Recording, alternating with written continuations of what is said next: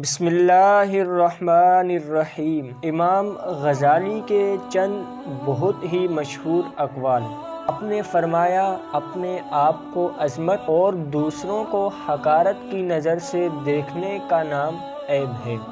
آپ فرماتے ہیں، لوگوں کی نیکیوں کو ظاہر کرنا چاہیے اور برائیوں سے چشم پوشی لازم ہے۔ آپ فرماتے ہیں، جو شخص عذاب قبر سے آزاد رہنا چاہتا ہے، وہ دنیا سے صرف اتنا تعلق رکھے جتنا بیت الخلاء سے رفع حاجت کے وقت رکھتا ہے۔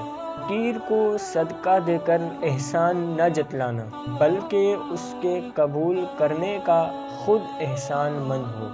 آپ فرماتے ہیں، حوادث اور آفات زمانہ کو برا کہنا خدا تعالیٰ کو گالی دینا ہے۔ آپ فرماتے ہیں، وہ دعوت سب سے بدتر ہے جس میں امیر بلائے جائیں اور مسکین نہ بلائے جائیں۔